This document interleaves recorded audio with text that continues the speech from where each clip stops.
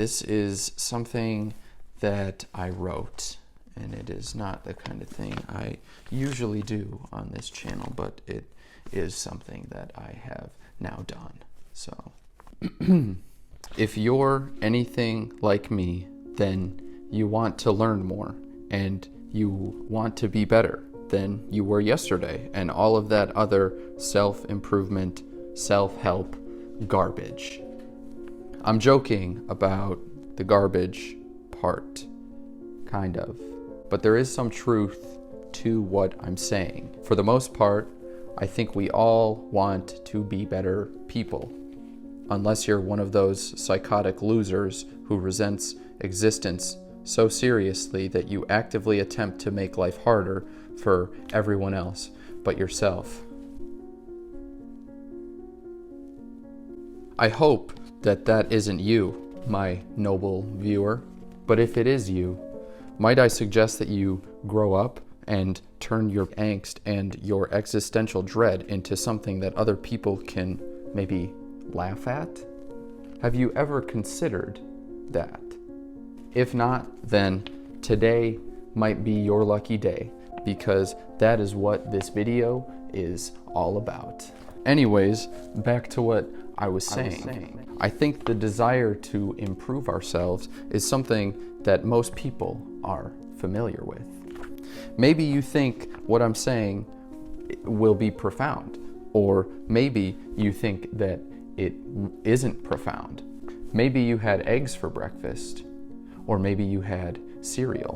What I will say is that if you had cereal, there probably isn't anything that I can do to help on account of my inability to help anyone who eats poison for breakfast. But anyways, what was I saying? Oh, look, I don't know what you think. I don't know who I'm talking to. I'm just assuming that you want to be better tomorrow than you are today.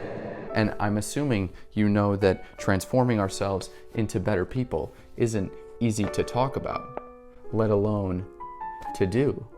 So where is a good place to start? That's a good question, and also one that I do not have the answer to, but I suppose I've already begun, so I might as well keep going. I think there's a life lesson in that. I think that one of the best places to start is with your sense of humor. Some people will tell you that you should work out, or change your eating habits, or sit in the sun. I say that things would probably be better for you if you laughed a little more, instead of being so serious all of the time.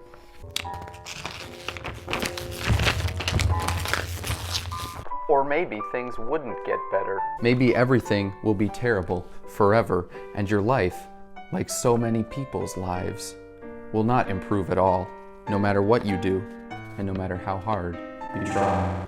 I hope that isn't the case. I hope you aren't one of those people who Satan himself has handpicked to inflict grisly and tragic torture upon.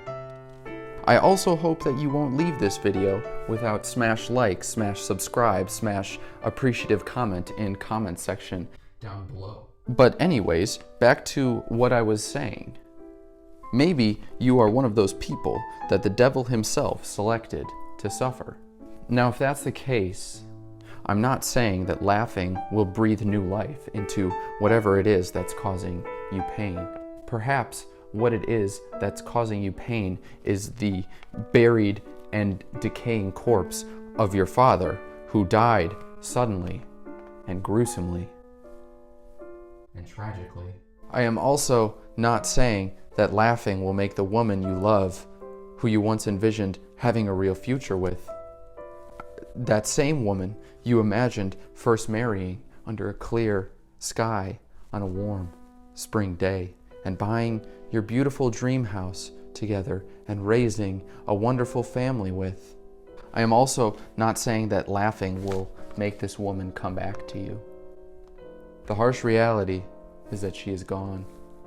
And no matter how horribly the pain hurts, she will never come back to you. No matter how desperately you beg. Those things, along with many, many other things, I'm sure, happened to you. And they hurt.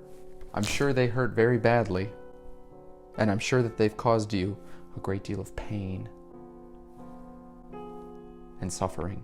And while making this video, I even discovered that there are many, many well-respected and highly acclaimed and distinguished men of science whose research suggests that pain that is primarily mental and or emotional in nature, as opposed to pain that is physical, say a sprained ankle, for example. Pain that is primarily mental and emotional in nature, these scientists say, actually never heals.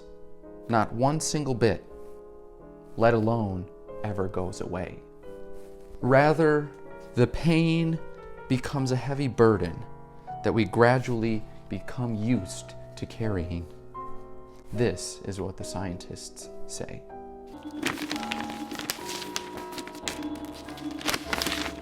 So what I'm saying is this: what else are we supposed to do, my noble viewer? Are we just supposed to be tensing every muscle in our bodies for the rest of our lives? Maybe. I guess that's something that is possible. But what I will say is this: ever since I was a young boy of just 10 or 11 years, I have been nuking my attention span with a smartphone or some other sort of electronic device. As a result, I have quite suddenly found myself now an aged and decrepit old man of almost 25 years, unable to enjoy any single product, idea, source of media, or activity for more than 15 consecutive minutes at a time.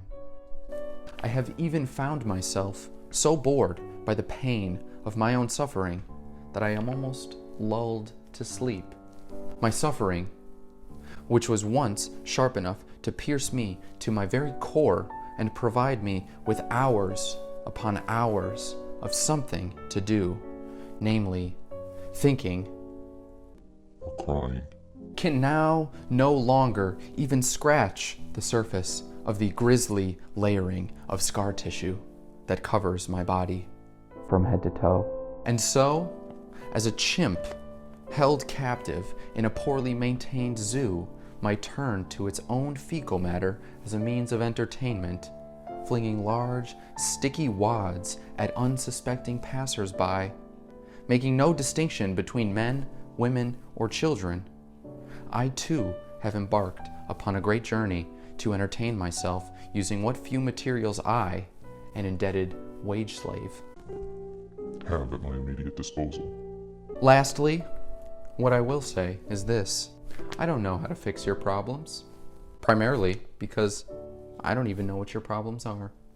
As a matter of fact, I barely even know what my problems are, and it is for this reason that I ask that you please refrain from telling me about your problems.